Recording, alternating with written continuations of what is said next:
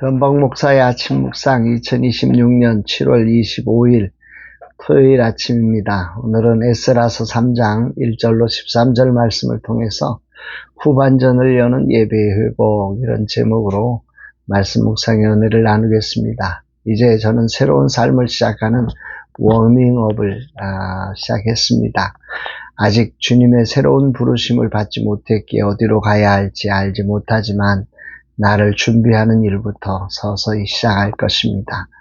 오늘은 중복이고 주일을 준비하는 날입니다. 대상포진으로 힘들었던 몸과 마음과 영혼을 새롭게 하고 주님께 온전히 드려지는 예배자로 준비되기를 기도합니다.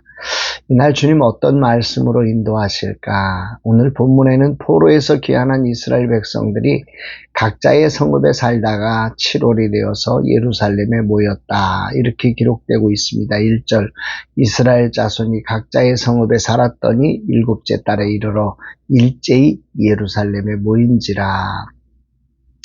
유대력으로 7월은 매우 중요한 절기들이 모여있는 달입니다. 나팔절, 우리로 말하면 새해죠. 또 대속제일, 7월 10일 대속제일이 있고, 그리고 오늘 본문 속에 가장 중요한 것으로 여겨지는 초막절이 이 달에 있습니다.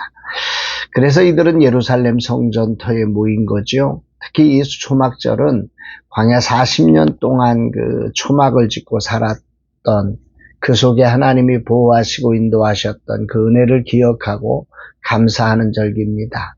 지금 포로에서 돌아와 허허벌판 같은 예루살렘에 모인 백성들에게 어쩌면 이 초막절은 굉장히 자기들의 입장과 연결된 정말 옛날의 어떤 초막절이 아니라 우리가 광야를 기억하면서 드렸던 이스라엘 백성들의 그 초막절과 아주 감정적으로 동화되어서 이 절기를 지켰지 않았을까 하는 생각이 드는 장면입니다. 당시 예루살렘 성전은 느부갓네살에 의해서 완전히 파괴되어서 돌 위에 돌 하나도 남지 않은 처참한 폐허 상태였지요. 성벽도 무너져 있었고 백성들을 보호할 울타리도 없었습니다. 하지만 그들이 가장 먼저 한 일은 자신들의 집을 짓거나 성벽을 쌓는 일이 아니라 바로 하나님의 제단을 그 원래 자리에 다시 세워가는 것이었습니다. 제단이 없이는 하나님께 나아갈 수도 죄의 용서를 구할 수도 예배를 드릴 수도 없었기 때문에 그렇게 하는 거지요. 3절 4절 무리가 모든 나라 백성을 두려워하여 제단을 그 터 위에 세우고 그 위에서 아침 저녁으로 여호와께 번제를 드리며 기록된 대로 초막절을 지켜 번제를 매일 정수대로 날마다 드리고. 여기 주목해야 될 게 모든 나라 백성을 두려워하여라는 말입니다. 아무런 보호막이 없었고 수십 년 동안 비어있던 땅에 유대인들이 돌아와서 거창하게 종교적 행사를 치른다고 모이니까 이미 그 땅에 들어와 살던 주변 이방 민족들과 사마리아인들 그 주변의 모든 백성들이 극도로 긴장하고 두려워하고 적대적인 분위기를 나타냈던 거죠. 이 방어할 성벽조차 없는 무방비 상태였기에 언제 목숨을 잃을지 모르는 불안 속에 이들은 모인 것입니다. 그러나 그들은 그 두려움에 사로잡혀 도망치거나 예배를 포기하지 않았습니다. 오히려 그 두려움을 아는 채 아무것도 없는 곳에서 모세의 율법에 기록된 규례대로, 이 말이 중요하죠. 모세의 율법에 기록된 규례를 따라서 그들은 아침 저녁으로 꼬박꼬박 하나님께 번제를 드렸습니다. 그 이유는 이 새로운 공동체의 기초가 정치적인 안정을 추구하는 게 아니라 경제적인 부흥을 원하는 게 아니라 오직 하나님과의 관계 회복, 즉 예배의 회복에 있어야 한다는 것을 에스라가 강조하고 있음을 보게 됩니다. 6절에 보면 7째 달 초하루부터 비로소 여호와께 번제를 드렸으나 그때에 여호와의 성전지대는 미처 놓지 못한지라. 성전지대는 미처 놓지 못한 상태, 성전의 기초조차 아직 놓아지지 않은 그야말로 완전한 폐허 상태였지만 그럼에도 이들은 신앙의 우선순위를 따라 예배를 드렸다는 말이지요.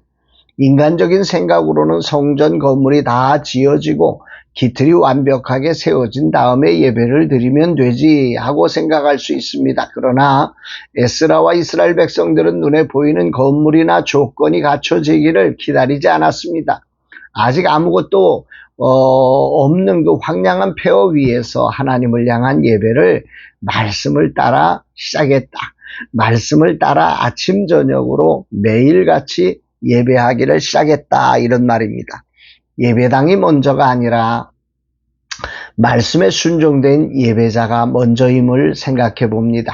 그러면서 문득 군에서 동계훈련을 떠나 야영을 하던 때 수요일을 맞이해서 예배를 드려야 된다 해서 대대장의 허락을 받아서 들판에서 몇 명의 신앙인들이 모여서 드렸던 예배가 생각이 납니다. 동계훈련의 자리에서 저녁 휴식 시간 예배를 드리기 위해 모였던 그 자리는 어떤 예배보다 뜨거운 예배였습니다. 예배는 예배당이 먼저가 아니라 말씀에 순종된 예배자가 먼저임을 다시 한번 분명하게 생각하게 됩니다. 주일을 준비하는 오늘 나는 과연 말씀을 따라 이런 뜨거운 열정의 예배자로 서 있는지를 돌아보게 됩니다. 모든 것이 다 준비된 성전 예배를 드렸지만 이스라엘은 완전히 멸망했었습니다. 그러나 아무것도 없지만 이들이 말씀을 따라 드리는 예배는 이스라엘의 회복을 일으키는 자리였음을 돌아보며 진정한 예배가 얼마나 소중한지를 깨닫게 됩니다. 이렇게 시작된 이들은 결국 성전 건축을 시작했고 성전의 기초를 놓게 되었습니다. 이때의 모습을 성경은 이렇게 기록합니다. 12절 제사장들과 레위 사람들과 나이 많은 족장들은 첫 성전을 보았으므로 이제 이 성전의 기초가 놓임을 보고 대성통곡하였으나 여러 사람은 기쁨으로 크게 함성을 지르니, 함성과 대성통곡이 함께하는 성전 기초를 놓는 장면입니다. 하나님을 예배할 성전의 기초를 놓인 사실을 보는 이들에게 정말 이 자리는 정말 말씀을 따라 지금 예배할 수 있는 기초가 세워진다는 사실 자체로 함성을 이루는 자리가 되었습니다. 그러나 반면에 솔로몬의 성전과 비교하는 이들에게 이 모습은 그야말로 대성통곡의 이유가 되었다고 합니다. 오늘 말씀은 내 삶을 새로 시작하는 내게 많은 울림을 줍니다. 캄캄한 밤 들판에서 몇몇이 모였던 그 예배, 찬송도 크게 부를 수 없고 기도도 크게 할 수 없었던 그 밤의 예배는 모든 면에서 초라했습니다. 그러나 주님을 향한 뜨거운 사랑으로 예배하고자 하는 말씀에 순종하려는 마음이 담겨 있었습니다. 더 나아가 사람의 조소와 비난을 견뎌야 했던 용기가 필요한 예배였고, 그래서 예배하는 이들의 가슴에는 뜨거운 눈물이 있었습니다. 주님 오늘 무엇을 말씀하시는 것일까? 주변의 시선을 두려워하지 않고 오직 규례대로 아무것도 없는 곳에서 드렸던 이들의 예배를 주님은 얼마나 기뻐하셨을까? 진정 이스라엘을 세운 예배는 화려한 성전의 예배가 아니라 말씀을 지키기 위한 상한 심령으로 드려지는 이런 예배가 아닐까 생각해 봅니다. 나의 후반전 주님은 그 초라한 수요 예배를 기억나게 하십니다. 그 뜨거웠던 주님을 향한 예배자의 열정을 회복하기를 말입니다. 주님을 예배하고 싶어 매를 맞으면서도 포기할 수 없었던 그 예배의 자리로 다시 돌아가기를 다짐합니다. 주님 새로운 시작의 예배자의 자리로 나를 다시 초대하심에 감사드립니다. 진정 예배자로 거듭나는 종 되기를 소망하오니 이 종에게 은혜를 베푸사 두려움을 넘어 용기 있게 주님을 예배하는 자가 되게 하옵소서 고백합니다. 사랑하는 여러분, 우리 인생의 진정한 회복은 어떤 화려한 조건과 건물에서 오지 않습니다. 두려움 속에서도 하나님의 말씀을 따르려고 하는 그 순종의 예배자, 상한 심령으로 주님을 찾는 그 거룩한 예배가 우리 인생의 회복의 가장 중요한 기초임을 우리는 기억하면서 주일을 준비하여 예배하는 저와 여러분들 참된 예배자가 되시기를 주의 이름으로 축복합니다. 사랑합니다, 여러분.